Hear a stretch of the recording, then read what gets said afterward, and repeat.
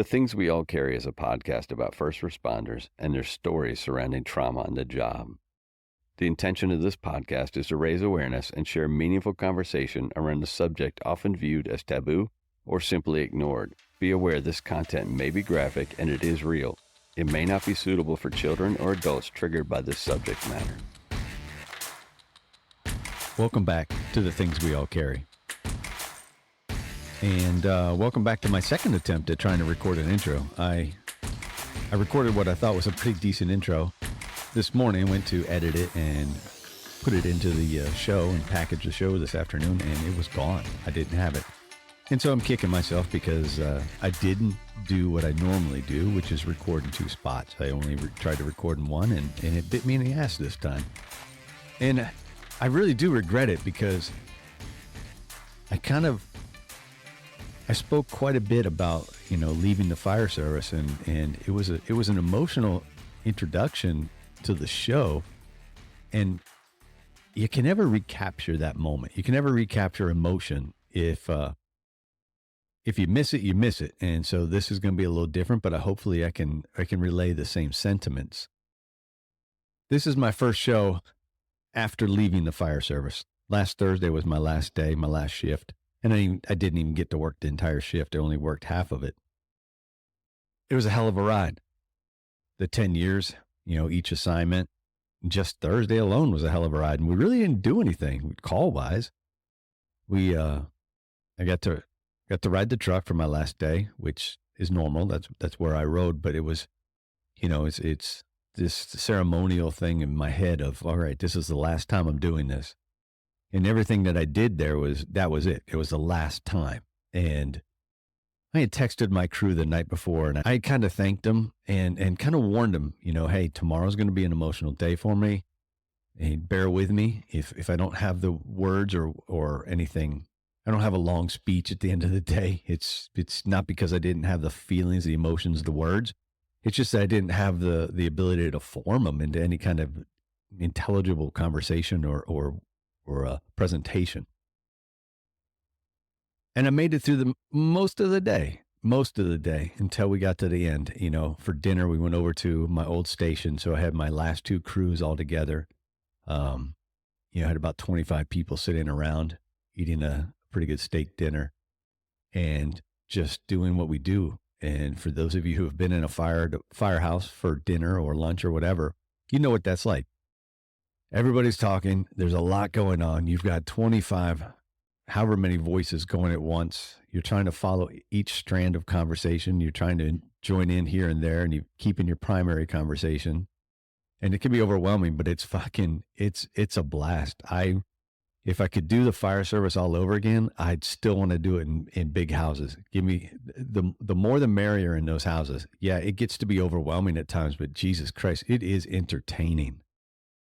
You have this wide cast of personalities and beliefs and experiences, and you find out that you learn from everybody. And so it's amazing. It is one hell of an environment. But back to that night, I had held it together most of the day. And, I got emotional a couple times as I'm trying to figure out my gear and equipment and sort through everything and decide, what I'm taking with, what I'm leaving behind. But we got to dinner, and I knew that it wasn't going to be long before emotions got the best of me. And we sat down to a good dinner, and we sat down to a great conversation and just camaraderie. And, we got towards the end of dinner, and two of my good friends got put on a call, and we got quick pictures as they were headed out the door. And I know those guys. I'm not losing touch with those guys. They're two of what I consider two of my best friends that I've earned along the way. Then we got to the quiet time after dinner, and we knew that we were wrapping up. It was time to go. And I knew that at that point there was about an hour left in my illustrious fire service career, and we were sitting there hanging out. And we took some pictures with my old rescue crew, and the hugs started. The actual goodbye started, and it hit me like a baseball bat that was it. That it was it. I wasn't coming back there, maybe as a visitor, but it's not the same thing coming back as a visitor, ringing the doorbell to come inside someplace that you called home for a while. It's not the same thing. And I made it right until the time the hug started. And when there's something about physical contact, and when it touches you and you're charged emotionally, that it kind of just says it's okay. That contact kind of says you're safe. It's okay to let some emotion out. And I did. I definitely did that night. These guys that I ran with for some of them for a few years had become family, and definitely, friends, family, whatever that definition is. They're there. They're in my lives. They made an impact. They were with me through some tough times. A couple of them literally saved my life. So to say goodbye is tough. Made even tougher by these friends, these badass firefighters saying, "I love you, man. We'll miss you. We love you." It was so heartwarming and so wrenching at the same time. The hugs were a little longer, a little stronger. We said our words, and I kind of forced myself to leave. We had to get on the truck. We had to get back to my station, and then realization hits me that I have to do all that over again with my present crew. I was like, "Fuck, this is taxing, and it's exhausting, but it's well worth it." We got back to the station, and the engine was out and the medic was out. And I thought to myself, man, what a perfect time for a modified Irish exit. Just say goodbye to that crew that was on the truck with me and get out the door.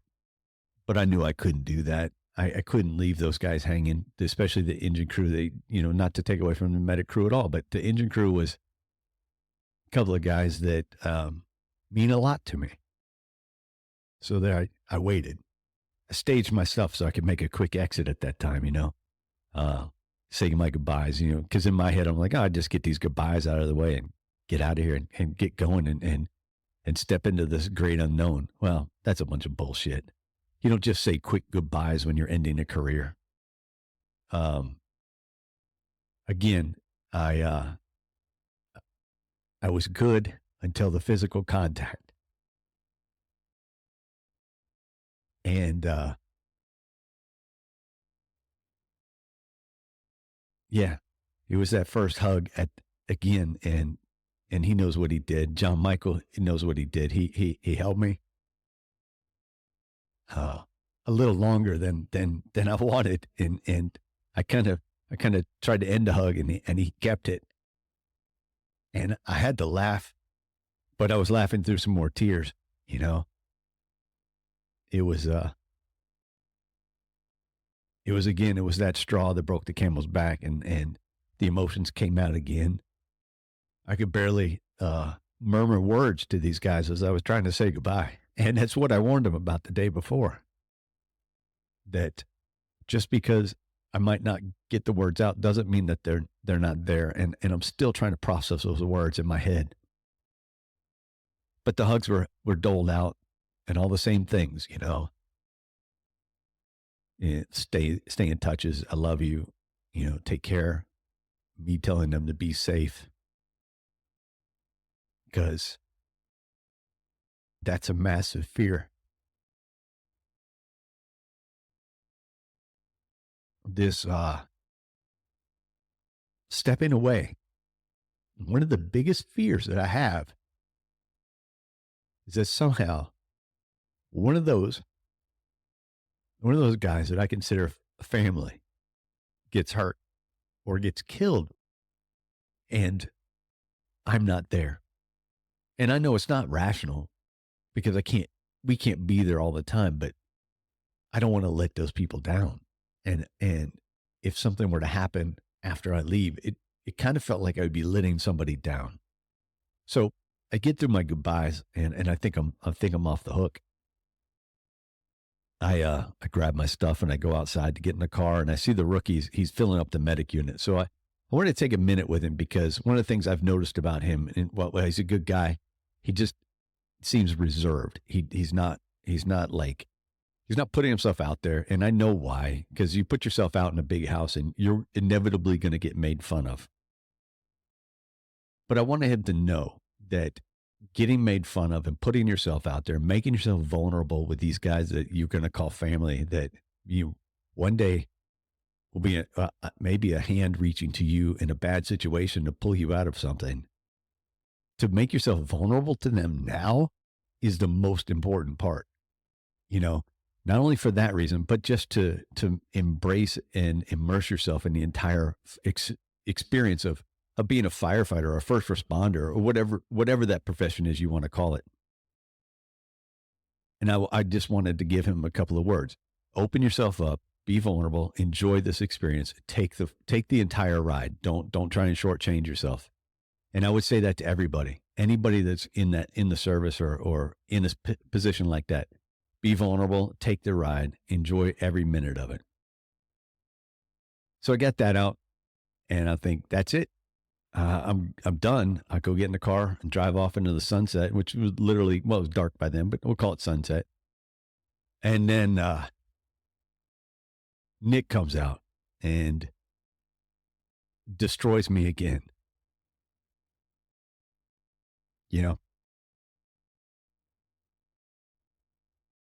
This is somebody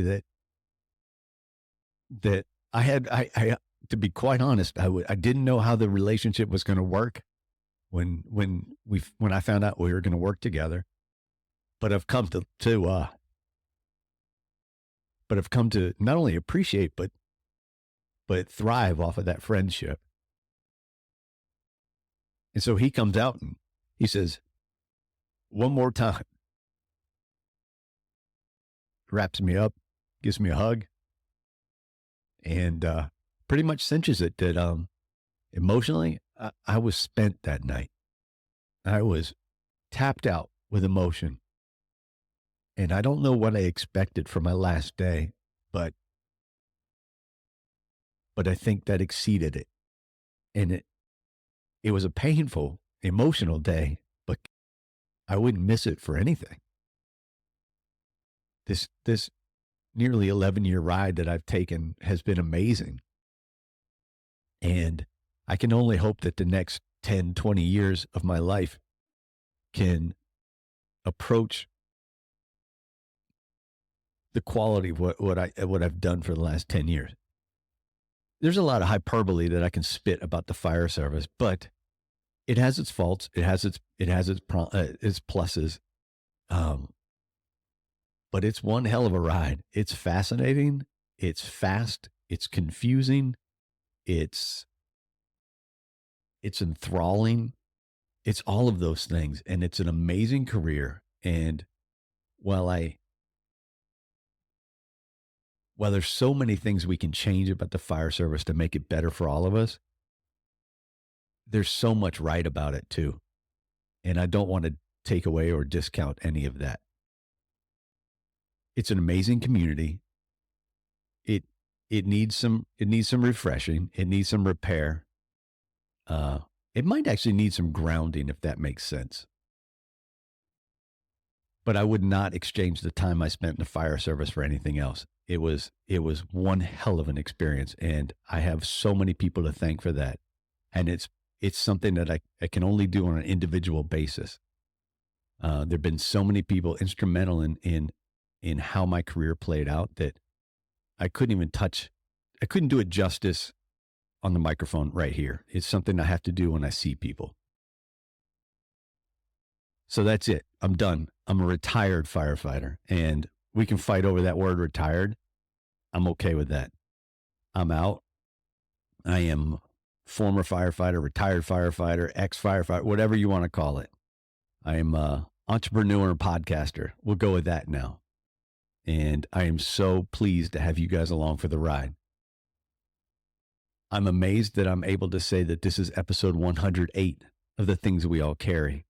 And this one was a good one. And I say that about all of them, I think. But I sat down with Jason Warren, and Jason is basically the owner operator of Mindfulness Medic. And he describes Mindfulness Medic as a lifestyle, a mindset, and wellness brand.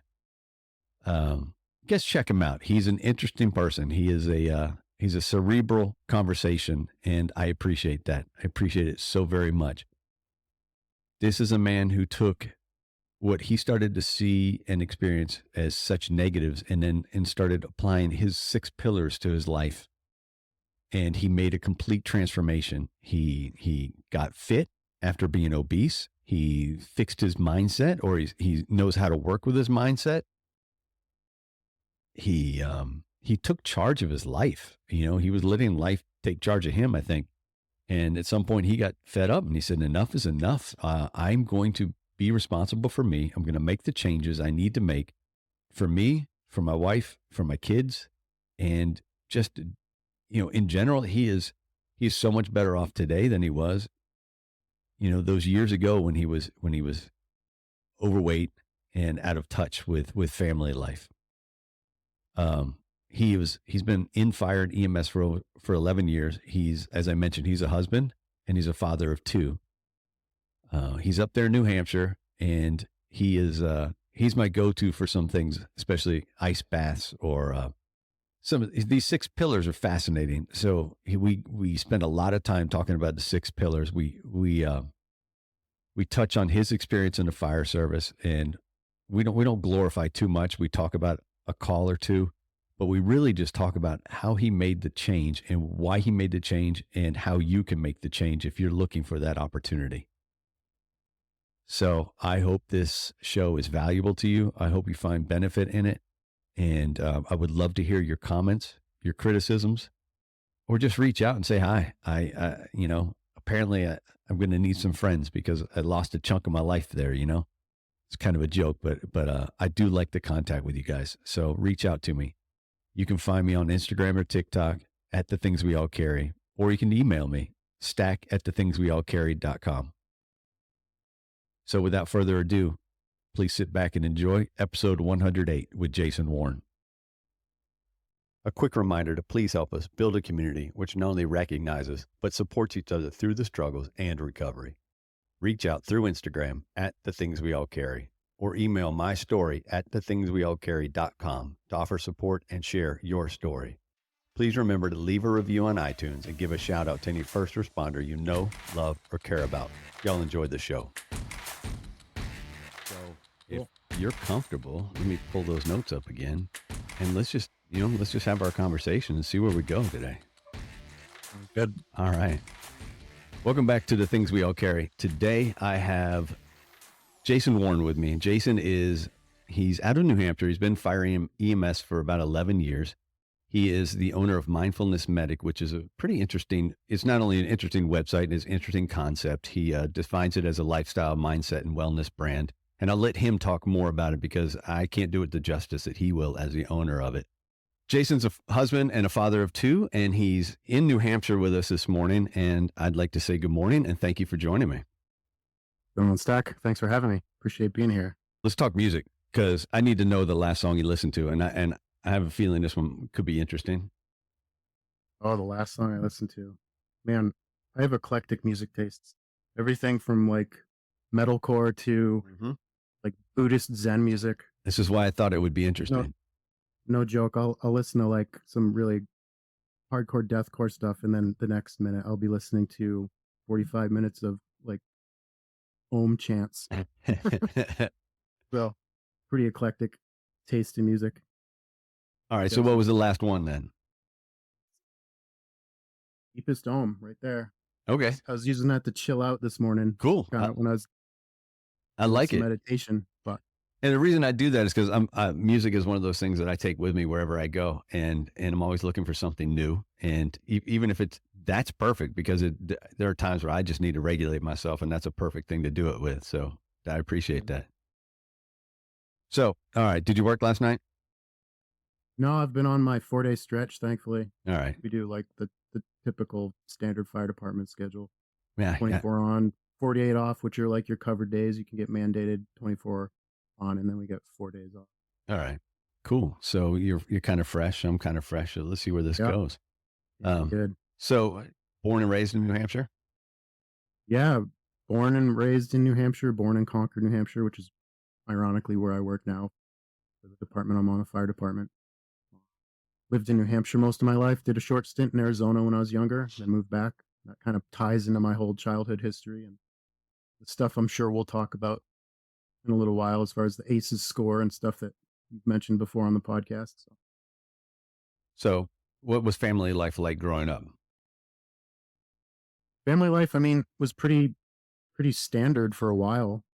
I mean, pretty uneventful up until a certain point, I guess, until it wasn't, and then started to experience a lot of darkness in my childhood, which I think led to kind of the place I was at a few years ago and currently today. But I'm also healing through a lot of that stuff now.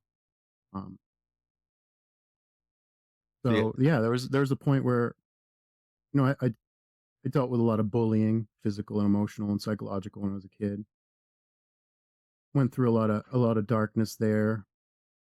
And a lot of this stuff is stuff I've been healing through and integrating through recently through therapy. And it's kind of amazing to me because I'm able to like sit here and talk about it for the first time in my whole life.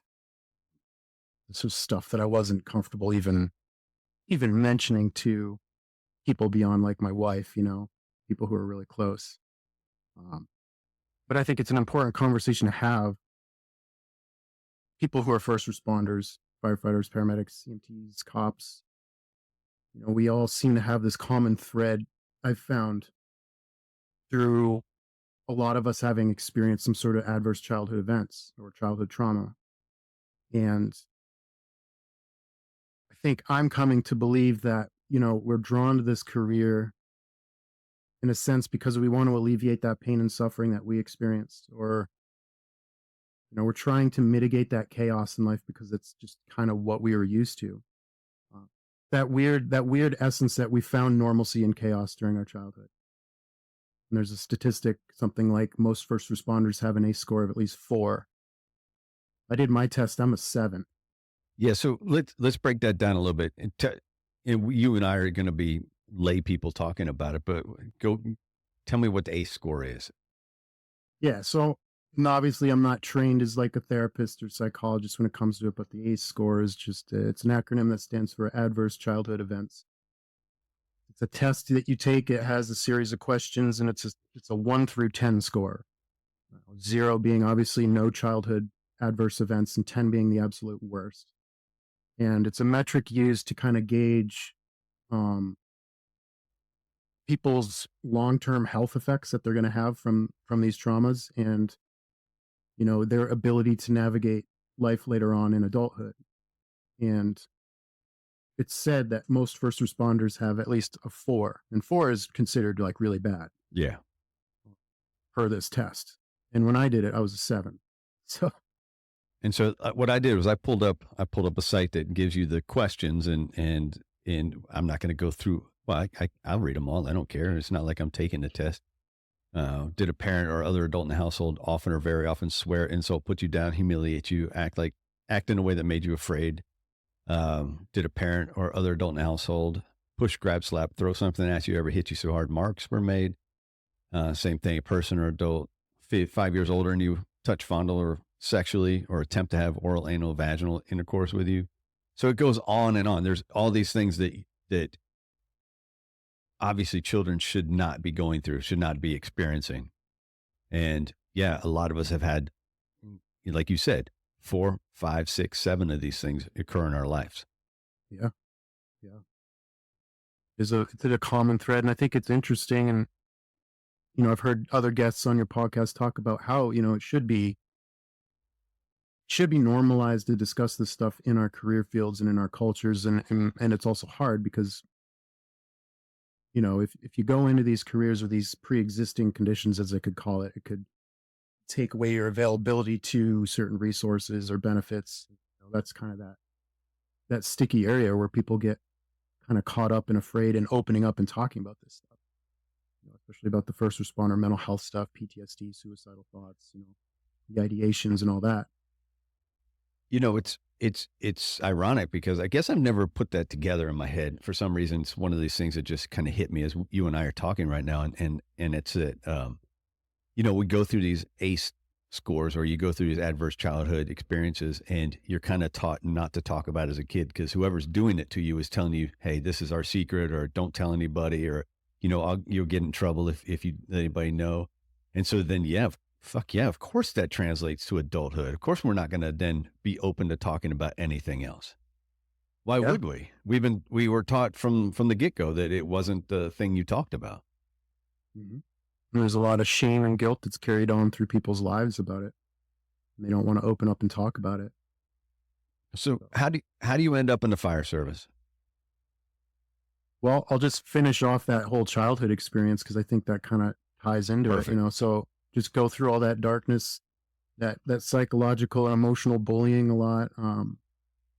Sexually molested as a child by an older kid, an older boy. And, he kind of beat the crap out of me and threatened me with death if I ever told anyone. And that was something I had never even opened up about with anyone up until recently.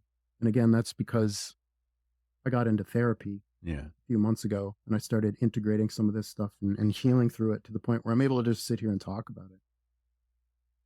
So went through that, moved around to 7 different schools between the ages of kindergarten and 4th grade.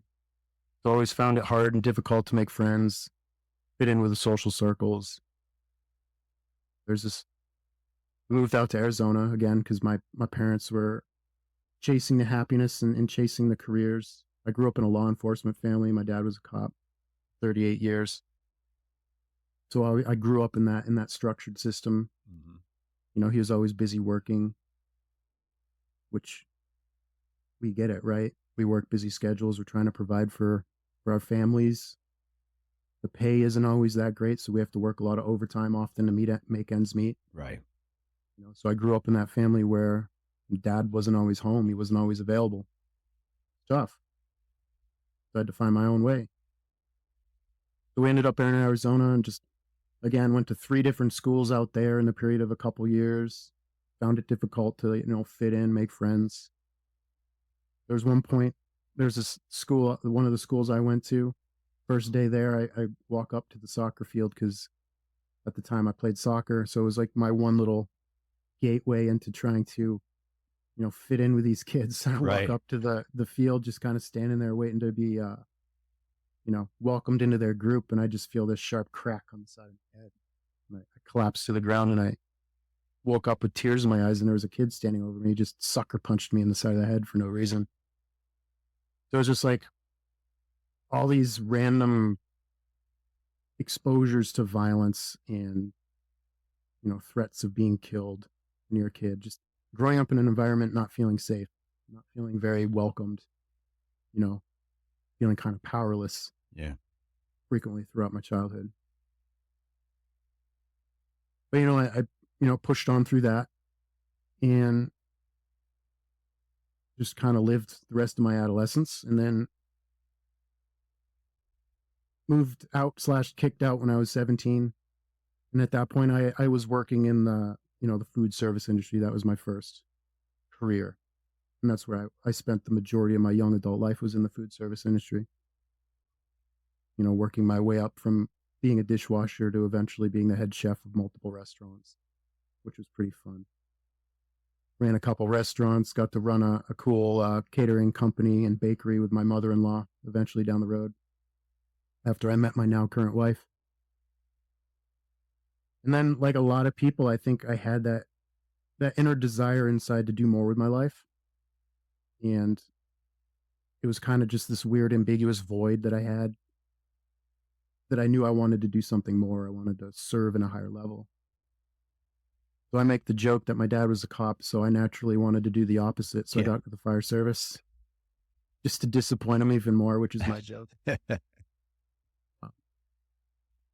So I joined my local volunteer fire department in the town I lived in with my wife, and then just slowly started my career from there. I got my EMT certificate, the first go around because that was like the quick track into getting out of Mm-hmm. culinary field and into the job. Right. And then from there, just got my advanced EMT, then eventually went to paramedic school, worked for a hospital-based EMS system, which was like at the time my pinnacle career goal. And that's also where I started experiencing a lot of the traumatic calls in my life that really started to change the trajectory of who I am as a person, and a lot of the darkness that I started to struggle with that started to affect my family, my, relationship with my wife, my inability to show up as a father because of all of these things that at the time, my trauma and my victim story that I was living in wasn't, I wasn't moving past that stuff. Right. So you go hospital based first. How long do you spend in the hospital based system? I was there for about 8 years. That's a good run. Yeah. Yeah. It was a good place to work, but it was, again, that was that was where it really started to change for me, because we get into these careers and we have this, and at least I did, this idealistic version of what we think it's going to be like, coming in and using our skills and our knowledge and our abilities to help save lives, or prevent the destruction of all this property, or mitigate tragedy, loss, and suffering. And you realize that you're doing less of that, and you're actually just bearing witness to more of it. So So what can you point, and not to glorify everything, but are there things you can point to in that stint that you go, man, that was it. Those are the things that started stacking up for me. yeah, so I mean, the one call that changed it all for me was August 2nd, 2016, and I worked night shift at the time, so I was getting the ambulance ready, going through all my equipment, doing the checks, how you do at the beginning of your shift. And the tone goes out for a gunshot wound to the head. So, obviously you get that dispatch information. Dispatch comes on, is like more information pending. So we start heading towards the scene. And your mind starts racing at that point. All the treatment modalities, all the things that you're expecting to see. You're going through your game plan with your partner. So we get on scene, and it's at this lake in one of the surrounding towns that we covered. And there's a bunch of commotion down on this dock.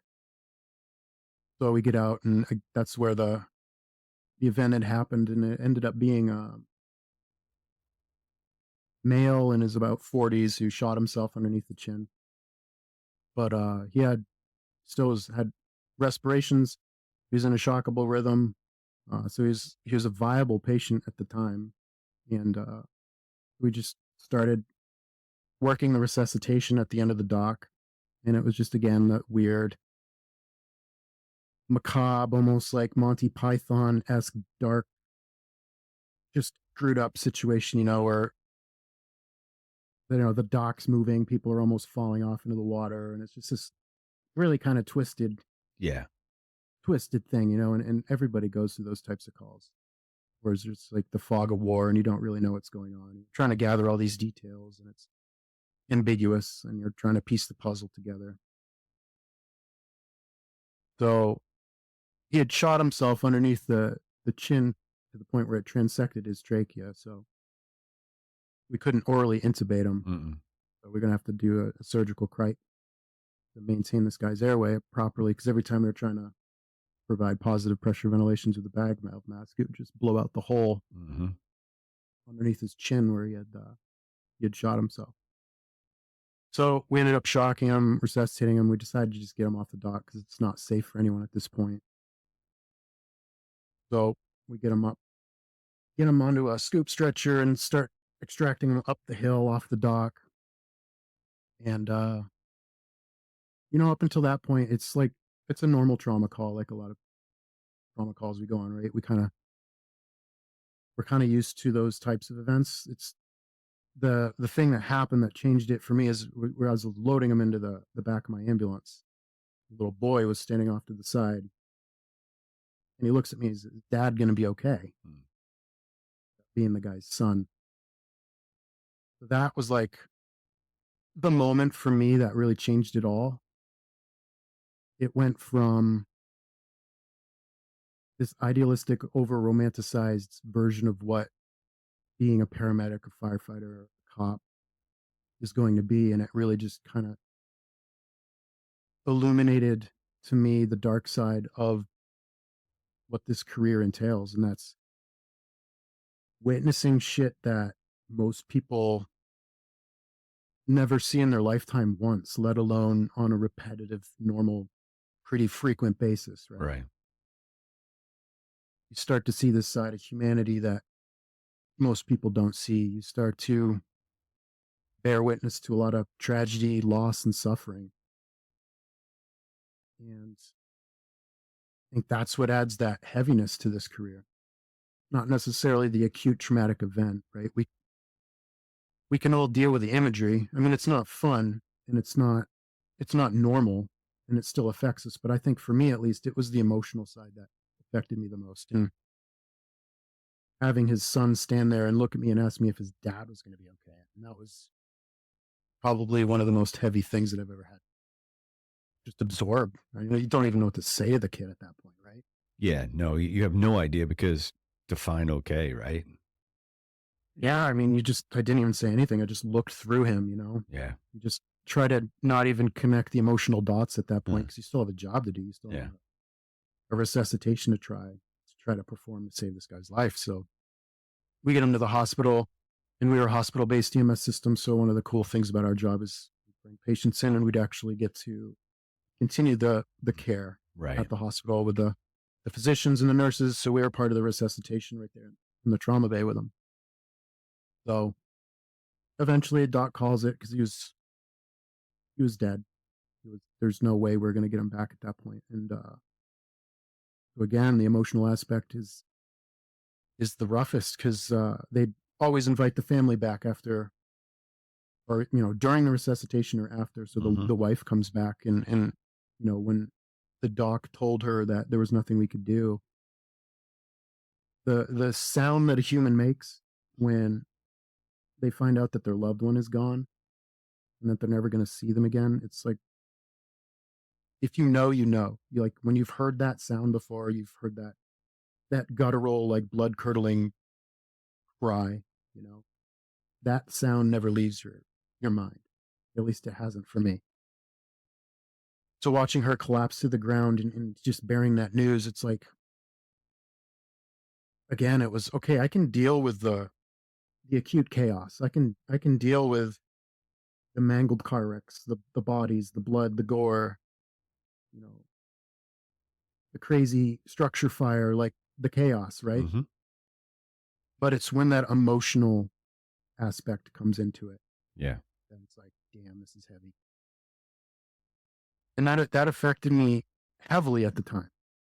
And then come to find out, that guy was a cop in New York, and he had been struggling heavily, PTSD and suicidal thoughts. I came to find this information out later, because somebody in the ER ended up finding this information out from the wife. And so they had been up in the area at their vacation home on a trip up from New York to try to get away from all of the stuff they had been going through. And this guy had been struggling.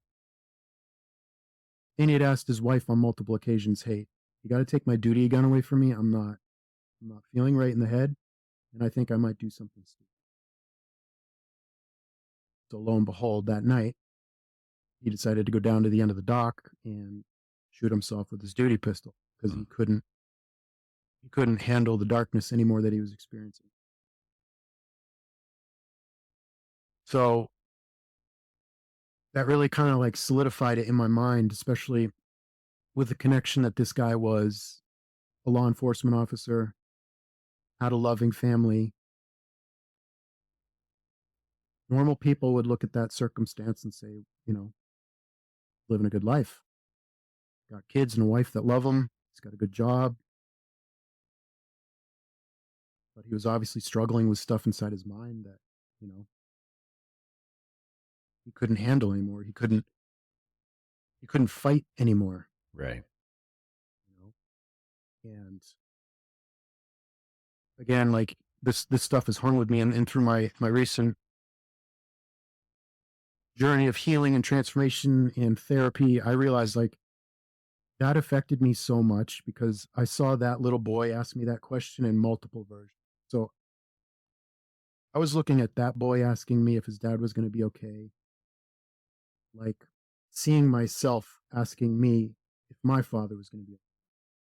And I was also seeing that little boy as my own son Mm-hmm. asking me if I was going to be okay.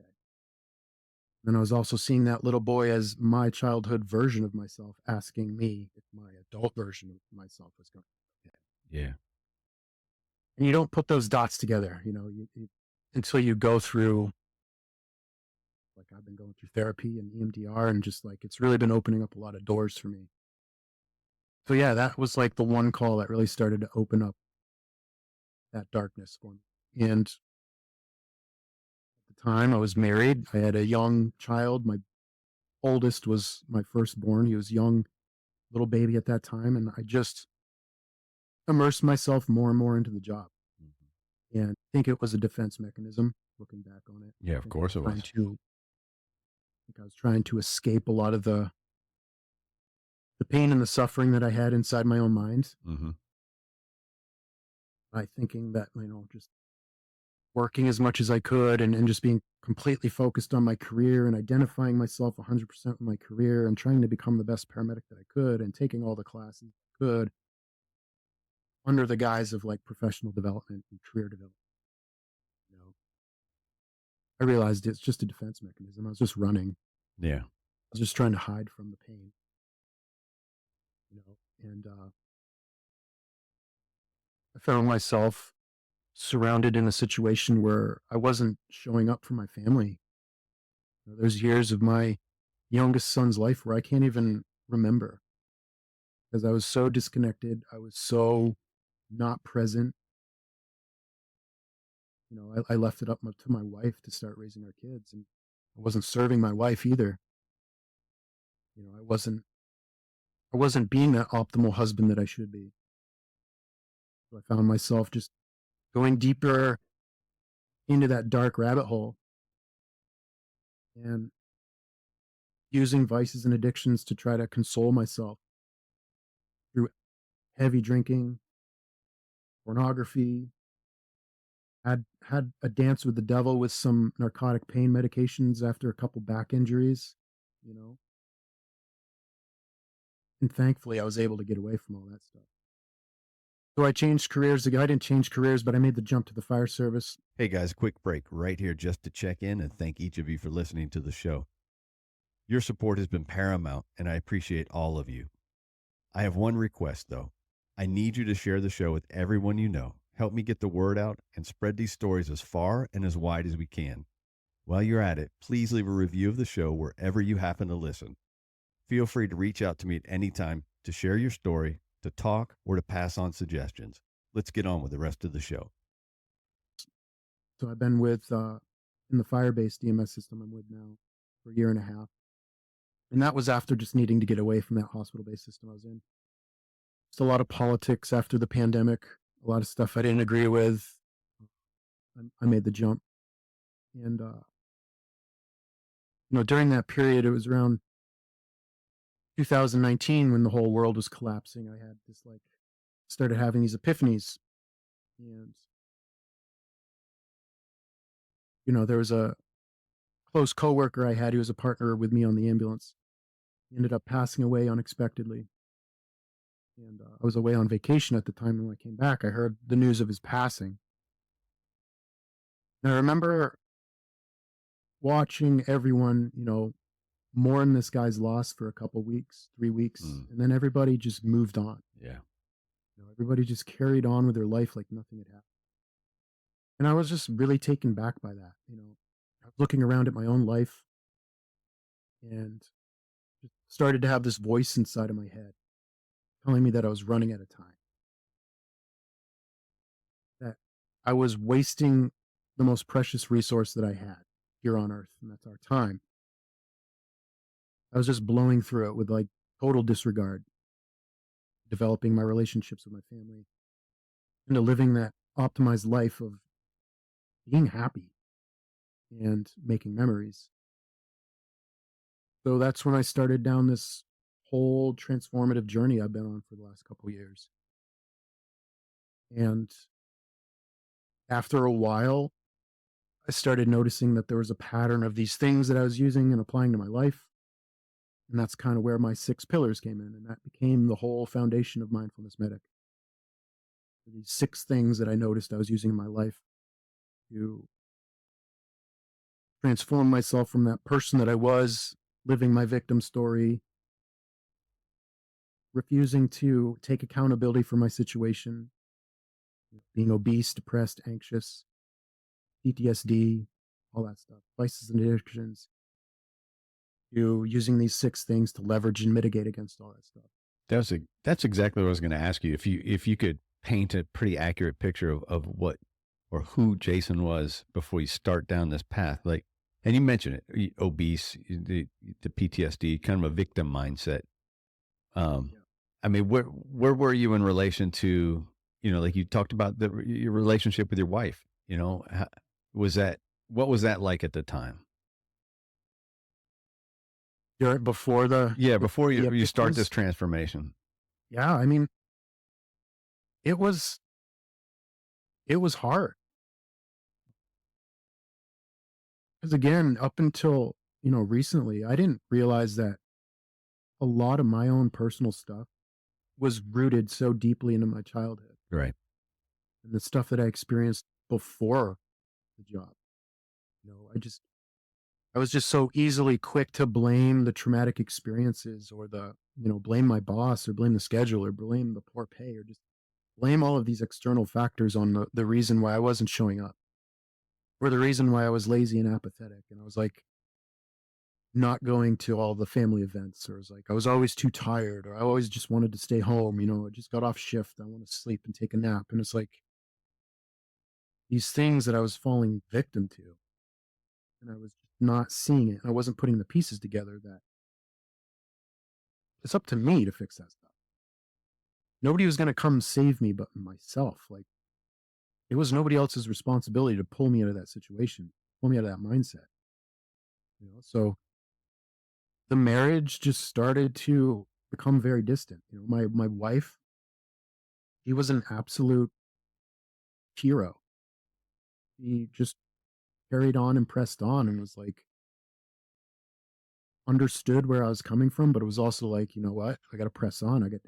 Got a house to Yeah. manage and kids to raise, and I'm going to do it whether this guy is here or not. And it wasn't easy on her. Mm-mm. We've gone through a lot of stuff for the last year, and our marriage now is better than it's ever been. So we've had a lot of talks about the past and our history, and a lot of that hard stuff that I didn't even recognize was a problem. When you started therapy, and I don't want to get too far off point because I want to get into the 6 pillars. But when you started therapy, were you aware of how the childhood experiences ran deep for you, or is that something that came out in therapy? Like so No, going in, you're thinking, oh man, I had this, I had this, I had this, or through talk, did you go, oh shit, I forgot I had that? I think it's a mix of both. I mean, I had, the molestation thing definitely was one of my deeper, darker things. And, the relationship with my own father and, finding out at a very early age that he wasn't my biological father and not meeting my biological father until I was 30. So I knew that there was all of these big underlying childhood things, but I also didn't connect the dots. They were contributing so heavily to the person that I had become. Yeah.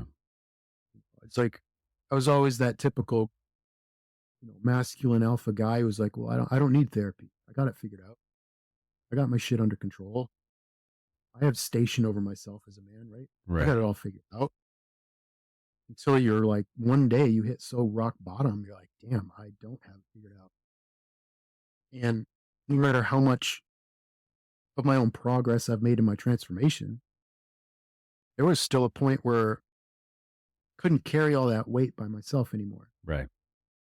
I didn't start therapy until October of this year, and that was after I started talking about my 6 pillars and my transformative journey and all of these things I was doing in my life, right? Right.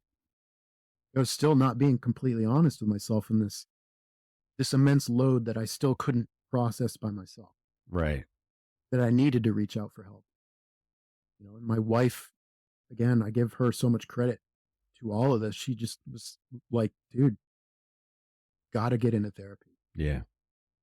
Because there's all of these aspects of yourself, your childhood, that you need to work through. Like, you've reached the capacity of your ability to transform without any like further help. And it's so true. So I found this this first responder focused therapy company in my state that I work in, or that I live in.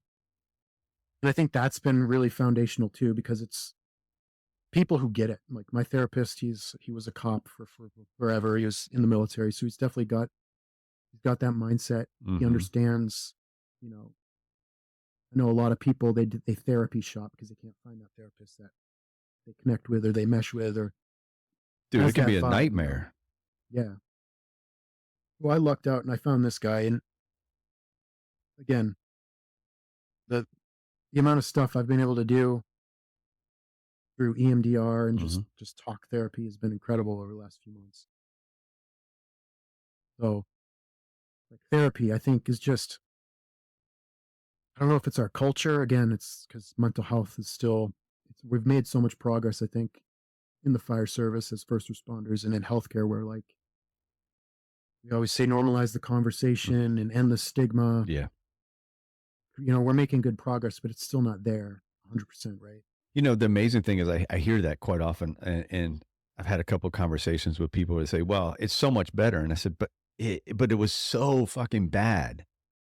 And so much better isn't where we need to be right now. We have so much more to go.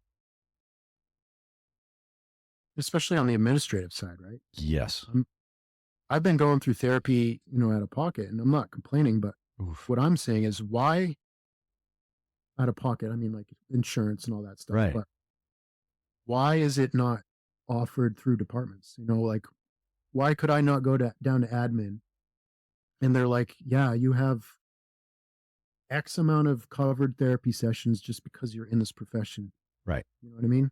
Yeah.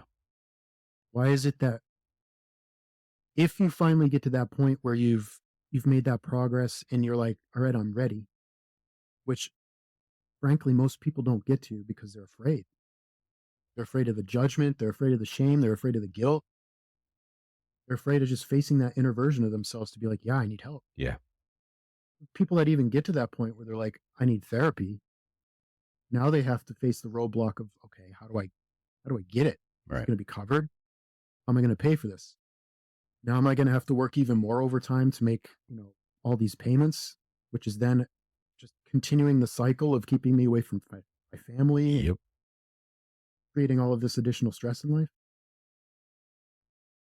I look around at our culture and I'm like, this should be covered. It shouldn't even be a question. The problem is all of these others. What's that? The problem is if you decide to cover it financially, then you're admitting that there's a problem, and for departments and municipalities to admit that there's a problem, they're going to have to own up to it in the long run, and that means financially, and that scares the hell out of the bean counters, to use a used term. Yeah, but then you have to ask yourself, how much is a life worth, right? I mean, we all know the answer to that. Yeah, we know the answer to that question because we do that every day. We risk a lot to save a lot. Yeah, that's what we do. We realize the value of life. Well, why doesn't the administrations in some of these departments realize that, right? You want to talk a big game and talk about all these safety initiatives and wellness and cancer screenings, but when it comes to mental health stuff, we still have people smoking themselves at an alarming rate in our profession. And I always hate to play the what if question, the what if game, but I look around sometimes and I'm like, how many lives could we have saved in our own culture, our own brotherhood and sisterhood, these people had just had access to resources. Mm-hmm. If they didn't just feel so ashamed and afraid of people's judgment, if they were like, I'm not feeling good, I got this going on. We're so afraid of judgment from other people that it'll prevent ourselves from healing. Right. So let's talk about the 6 pillars. How did you, you say these were things you looked around and you said, okay, this is what I'm doing wrong, for lack of a better word, correct? Yeah. And then doing wrong and just these things that I was just kind of implementing in my life. So there from that you say, okay, this is how I want to live my life from this point forward. So 6 pillars, gratitude being the first one. It's such an easy thing to implement in your life. And I really started to find it through just kind of, for lack of a better term, getting into some like alternative hippie type stuff. It's like I found Wim Hof back Yeah. in 2018, 2017, started getting to his approach and his philosophy and where he came from. His wife had committed suicide and he needed to find this thing in his life that brought him back down. And hearing and reading his story about how he found that in the cold water and in breath work and in meditation really kind of like opened my eyes to a lot of that stuff. So started doing the cold shower stuff, started getting more and more into meditation and what that could do, getting into breath work. And that opened the doors to this whole gratitude thing for me. And just being grateful for those little things, those simple things in our life that we have all around us that we so easily don't even recognize because we're just so busy and preoccupied with so many things. It's just waking up every day and being grateful for that opportunity again to wake up. Yeah. For another opportunity to experience everything that we have around us. And that dovetails into the second pillar, which is presence. And that's just trying to be present in the moment as much as possible. Presence breeds gratitude and realizing that all those past worries or, future anxieties, it's just stuff we make up in our head. Mm. Say it again. Say that part again right there. There's somebody in the back that doesn't fucking understand that yet. Say it again. Right. So it's all just this fake worry of anticipated pain. Is worrying about the future, which doesn't exist, and worrying about the past, which is useless. No such thing as the past. It's all right now in this present moment. And it's continually just flying past us every single moment. And that's where the design for the hourglass came from. Mm-hmm. It's my reminder, my daily reminder that I'm running out of time. And try to be present as much as possible. Right. Because I think, especially as first responders, we see it firsthand. We see firsthand the fragility of life, the impermanence of life, how quickly things can be taken away from people, how people can go from living a completely normal, happy life 1 second to the next day losing everything that they had. So really trying to stay mindful of that and not take that for granted. Yeah. Being present in the moment. And then the third pillar is spirituality. And that's just a connection to a higher purpose. I tell people, I don't care what you believe in, as long as you believe in something, whatever you want to call that. Because that belief in something bigger than yourself, for me, it gave me purpose. It gave me something to strive towards. It gave me started to develop that idea that I have a higher potential that I could live. That getting out of that dark period in my life, taking accountability for my situation, and becoming that thing that was congruent to the man that I wanted to be. That was my mission. That was heavily driven by that belief in something bigger. That I was placed here for a reason. That I wasn't just here by some sort of random circumstance, Yeah. So your spirituality then isn't necessarily a deity. Right. It's just a generalized belief in why I'm here. Right. Here for a purpose. And that goes through, I experienced everything in my childhood to get to this point I'm at today, to be prepared. It was like a training grounds. Mm. I experienced all of those things in order to prepare me to be the person I am today. Yeah. They're little tests. They're little items put in our life to see how we respond and help build us into the people we are today. Right. So that started to develop that aspect for me pretty heavily.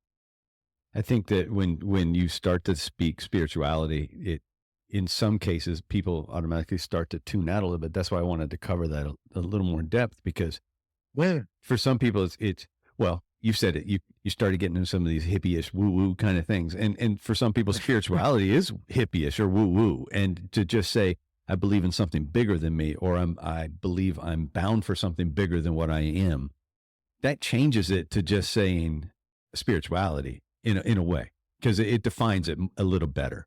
You don't, because for me, and people have heard me talk about it, and I'm not embarrassed or ashamed to say it.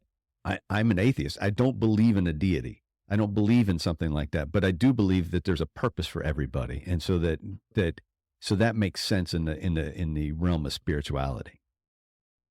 Right. It's a reason to get up out of bed in the morning. It's a reason to push on. It's a reason to fight forward. It's that spark. It's that fuel. It's that flame. Whatever it is that gives you that purpose in life.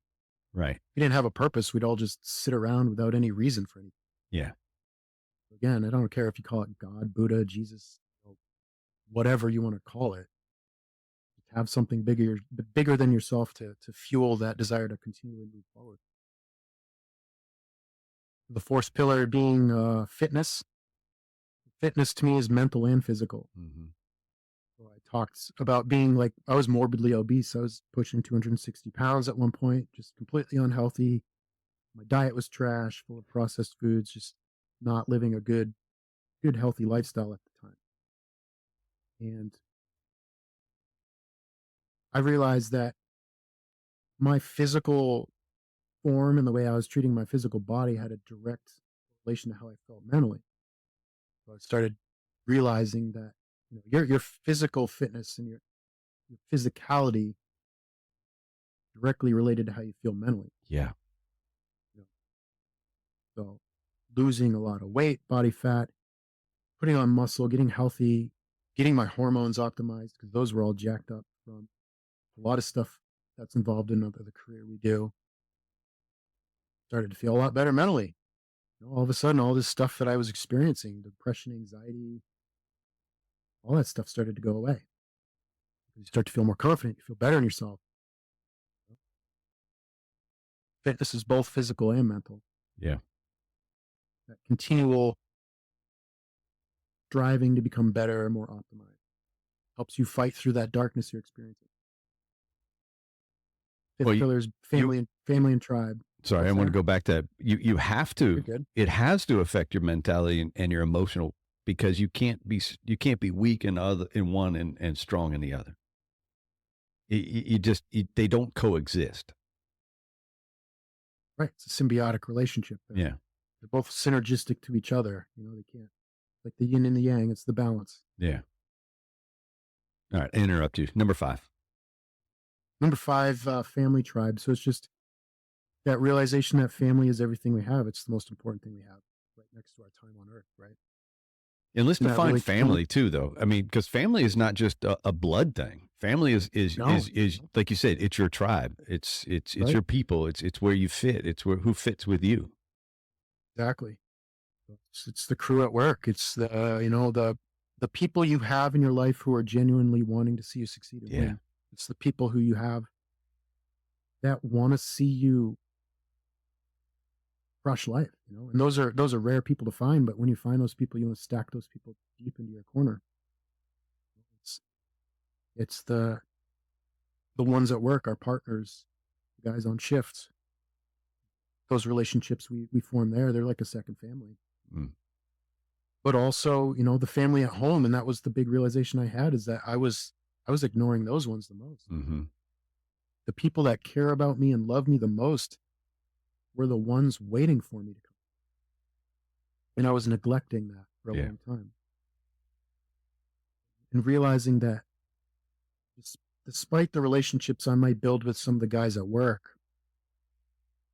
nothing's going to ever compare to the ones I have at home. When I'm dead and gone, or I'm retired, people are going to forget about me pretty quickly.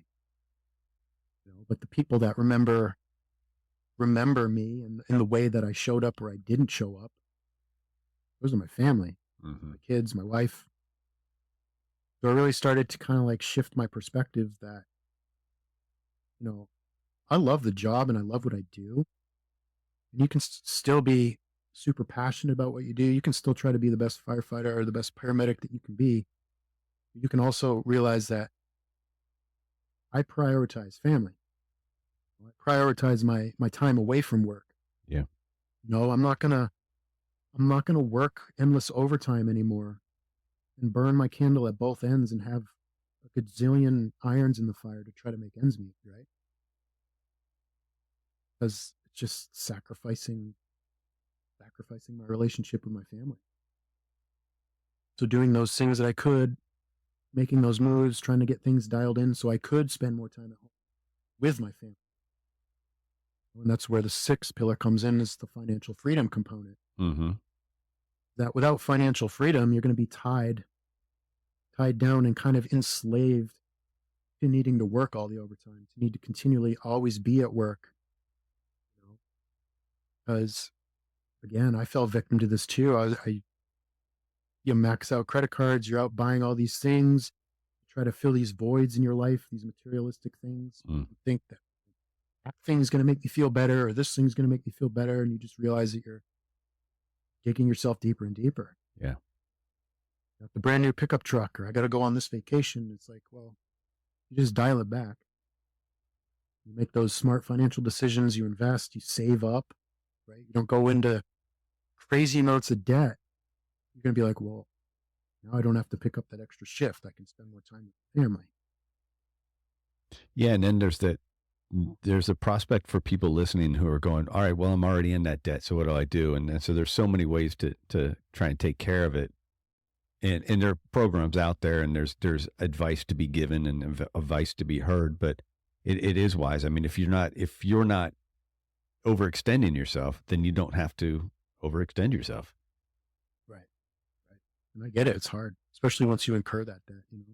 I had a talk with one of the guys at work the other day, and he was mentioning that his time in the service drove him to debt just from the get-go. And I said, yeah, because they prey on young service members. And then on the other hand, they also prey on young college students, because it automatically starts you in a world of debt and a life of debt. And that's where people, let's go with corporations. We'll make them the evil empire. That's where they want you to be through life. That's how they make their money. Yeah. They understand the psychology of it. It's a vehicle in which to control people, keep them down, keep them oppressed, keep them trapped in their own mind. So they're not ascending to that level where they're healing and they're making their lives the way they want them to be. So you take these pillars and you start living your life according to these pillars. What else are you doing? What else do you do with it at that point? So I realize that these things that I'm using in my life that are my compass, that are pointing me true north, that are keeping me on the path, that are keeping me in that direction that I need to go in. And I realize that when I'm not doing these things, I'm falling off the path, or I'm starting to feel really bad again. And it's like BLS before ALS. It's like these things are like, okay, I'm getting confused. I'm getting, anxious. I'm starting to feel the turmoil again. It's like, all right, fall back onto the basics. What are these things that we know fundamentally work every single time, and that if we fall back on, they'll help guide us and mitigate us through that situation? Right. So it's like back on the basics. And so I fall back on the 6 pillars every single time. So I put this together, and, I'm at that point again in my career. I'm in it now for 11 years, and I'm like, I want to do more. I want to serve on a higher level. I'm looking around at the culture with the mental health stuff and watching how much people suffer through life. A larger percentage of them because of the career, because of our lack of access to resources, because of our inability to face our fears of judgment from other people and take accountability for our situations. I want to add my value to that somehow. Right. So I came up with the title Mindfulness Medic. It's kind of like pays homage to who I am as a paramedic and the mindfulness thing, and realizing that anyone who does these things, they can be a medic too. They can help other people too. They can improve their life with these things. So the Mindfulness Medic just became my way of sharing my journey, sharing my story, sharing my transformation from the person I was, to the person I am today, to the person that I'm becoming tomorrow.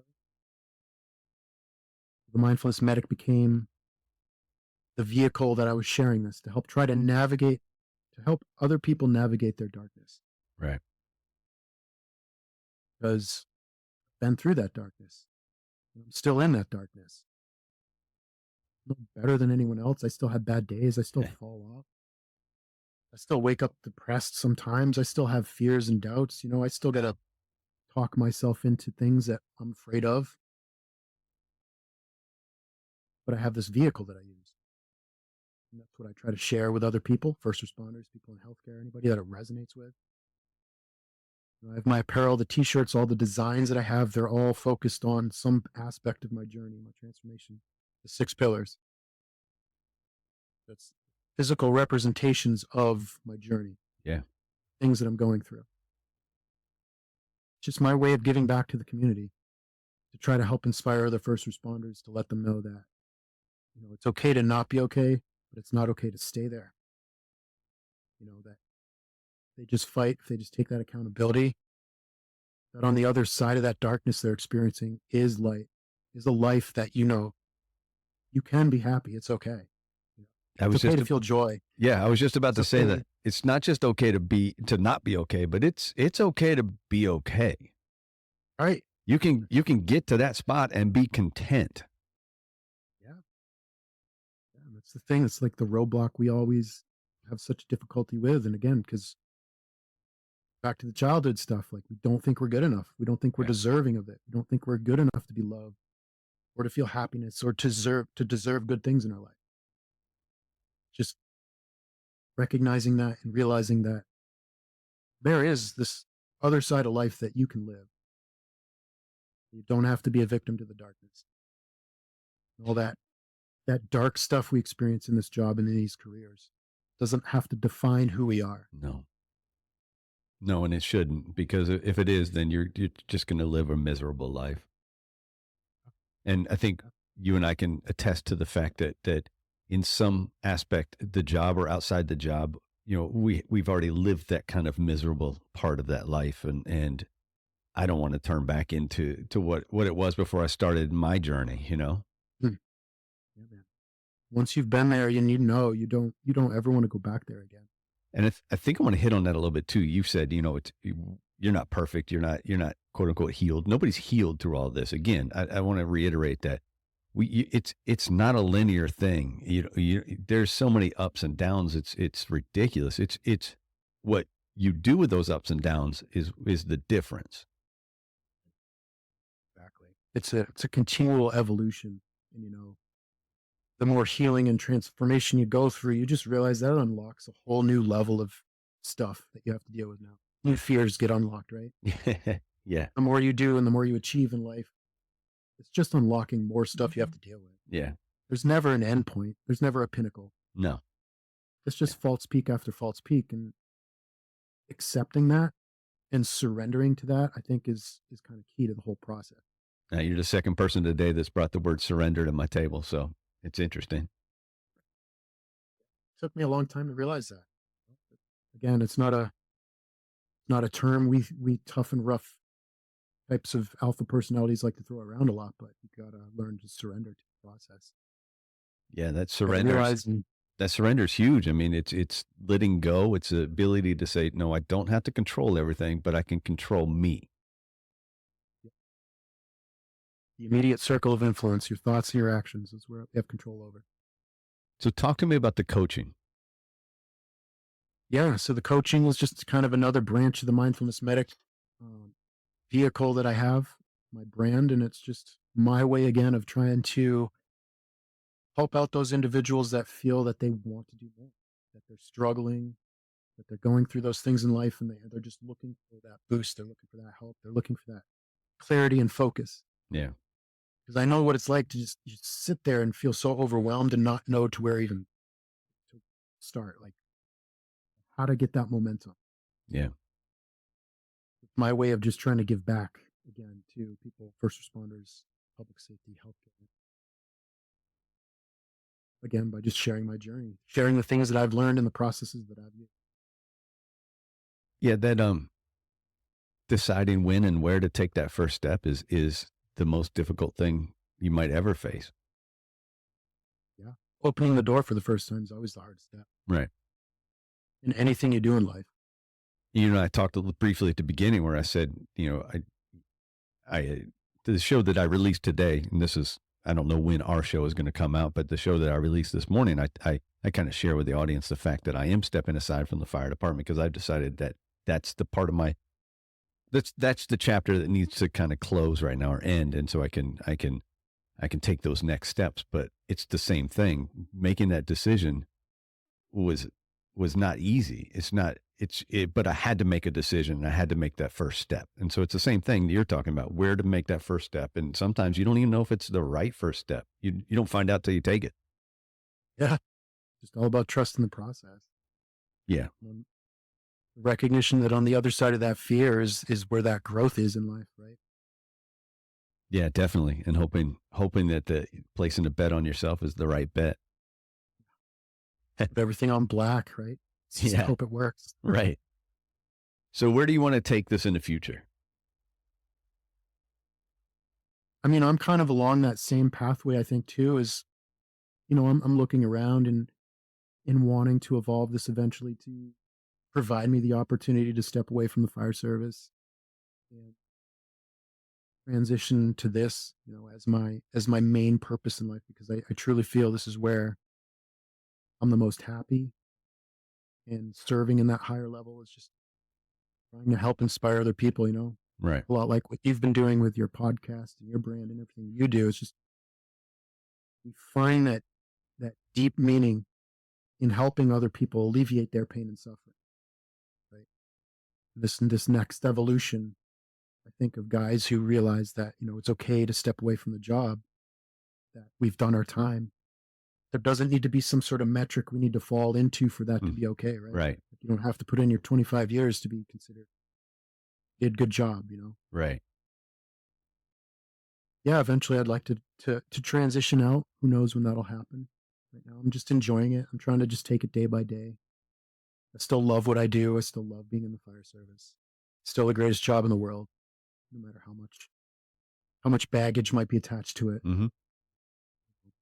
I don't disagree with that at all. It's a wonderful job, and I wish I had started it as a younger man. Excuse me. Yeah, I started it very when I was 38.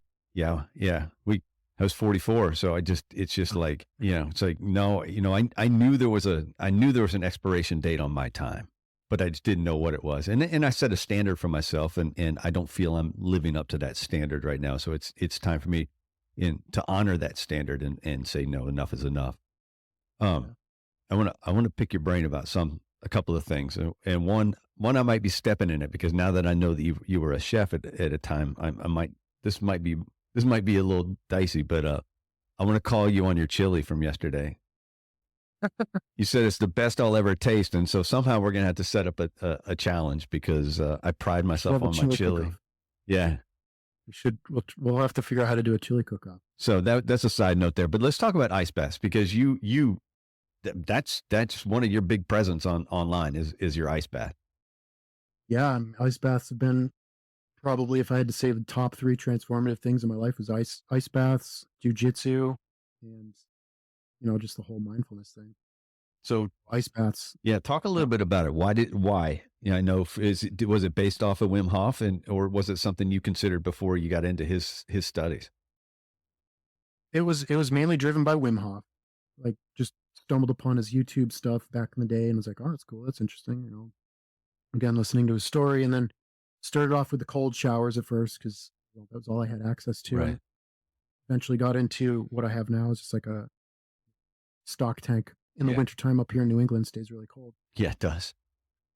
But I realized that the cold water was the first thing that I found in my life that actually like switched my brain off. Mm-hmm. And it quieted all of those voices and all that static and all that noise and that anxiety. It was like the one place that I found where that just turned off. Yeah. Not only that, but getting out and like, well, I feel good. I feel energized. I feel, more in control of my emotions. I feel just kind of more vibrant. Yeah. And it's just like this pattern. It's like, okay, I should do this more often. Doing that every day. It's been absolutely transformative for my life. That discipline of saying, okay, I'm going to do it is massive because you know what's coming. You know the pins and needles it's going to feel like when you get in there, and the involuntary shivers that you have, like I said, they're involuntary. You don't have control over them really, and you find your spot where maybe you get control of them briefly, but they're there, and you have to work on it. But that it does, Yesterday I was walking around and in my head I was going, I can't control everything that's going on in my head. I've got so much going on, and I just said, nope, it's time. I got to get in. I don't know what the temperature is out there. It doesn't matter. It doesn't matter. What I have to do is what I have to do. And as soon as I hit that water, you're right. My brain went poof, and it just kind of relaxed. It's incredible the effects it has. I'm the same way. It's that friction your mind goes through to get in, and it's there no matter what, no matter how many times you've done it. Yeah. Every single time before you get in, you're like, oh god, you're trying to make your brain makes all these excuses on why you shouldn't. I'll just stay inside, do it tomorrow. Yeah. You don't need one today. Right. It's raining. Why would I go out in the rain? Yeah. Whatever it is. Right. Yeah. I'll be grumping through the house, or I'll be in a mood, and Angela, my wife, will just look at me. She's like, you need to go get in the ice. All right. You're right. Yeah, it's invaluable. I'm not on an everyday schedule, but I'm definitely on one of those schedules where I recognize when I need to do it. And maybe for me, it's something that I need to start doing on an everyday schedule. I don't know. I'm incorporating some sauna time and some ice time and trying to get at least one of them each day. Dude, that's so pivotal though, because it's like, that's the conscious awareness of your situation. Yeah. When we start to recognize like, oh, hey, I need this modality in my life. That's huge. And that's a place a lot of people don't even get to. And I think that's amazing when people say that. They're like, yeah, I realize that it's time for me to switch on to this thing that I know that helps me. Yeah. Ice baths. So it's huge in people's healing and growth when they're able to get to that point in their life. So where do you hope to take it? You said you want to be able to maybe step away from the fire service eventually, but I kind of now I'm thinking, I don't know, what do you want to do with it when you do step away from the fire service? You want it to be like, are you going to garner a following and go on the road, that kind of thing? Or is it going to be some kind of workshops? Is it just going to be coaching? Or are you going to get into more of a counseling track where you kind of go back to school for something? What are you thinking? Yeah. I mean, I'd like to grow the apparel brand, obviously, just grow that into a big thing. And, through that, kind of like all of the things that interest me with the ice baths and jiu-jitsu, and tie everything together into this lifestyle brand that explains that story and that transformation and how that ties into first responders and mental health awareness and trying to improve people's lives. And then in growing the coaching side of things where I can bring that impact to people's lives directly, whether through personal coaching or group coaching, eventually building that side of it. Right. And then, yeah, maybe getting involved into going to departments and sharing that stuff and, trying to just that grassroots effort into trying to change the culture. Because I realized that, I don't think we're ever going to be able to change the main culture as it is, right? Mm-hmm. So deeply rooted in tradition, frankly, a lot of dogmatic mentality. I think the only way to do it is to create a subculture within the culture. It's like that old school punk rock mentality that I have, those roots. You got to create that anti-culture. Kind of a guerrilla mindfulness. Right. I like that. That's good. So yeah, just bring it to departments if they're interested, and just talk to the people that are suffering from it, that want to talk about it. Yeah. Yeah. We need to talk a little more offline then. Well, first of all, I want to give you your chance. If there's anything you want to expand on or add, go for it. I don't want to cut you off at any certain time, but I want to make sure that we don't spend forever here. I know you have a day to get about. So is there anything you wanted to expand on or add to what we just discussed? No, I think that pretty much covers it. I just have a really deeply intrinsic desire to see people better themselves, because I know firsthand what it's like, and it sucks. Yeah. And I hate to see guys struggle. I hate to see people struggle with PTSD and the darkness and vices and the addictions. I have people reach out to me, through direct messages, and they're like, "Hey, what you're doing really means a lot. This is inspiring." But the common thread that I'm finding in people is just they don't know where to start. Yeah. Just want people to realize that it's okay to feel the way they're feeling, but they gotta fight. Gotta do something about the level of PTSD and the rates of suicide in our profession. There's got to be something done about it. Yeah. And all I'm trying to do is add just a little bit of value to that. If I can impact just one person's life, to inspire one person, I'll consider my job done. So let's get to my last two questions. And I told you I was going to spring a surprise on you because nobody's really heard what I'm trying to change to. I used to ask about an everyday carry all the time, and I got a lot of repetitive answers. And it was one of those things where I was like, okay, yep, I got it. So somebody posted, what's that? That one would have been easy. Couple. There you go. So someone posted a question. I asked for writing prompts one day on Instagram when I did a question on a broadcast channel. And I just said, hey, what writing prompt do you have for me? And I'm going to get around to doing some writing on those prompts. But one of the questions was, when was the last time you felt a sense of awe? And I thought to myself, I said, God damn, that's a tough one. For me, I had to really sit with it a little bit. And I think there's some answers there. And I kind of want to get, my guests and those views that they have on it. When was the last time you felt a sense of awe? That's a good question. There was a moment a couple weeks ago where my son was talking, and we were just sitting as a family at the dinner table, and I was just looking at him talk, and it just it hit me. As a human, with all of these feelings and all of these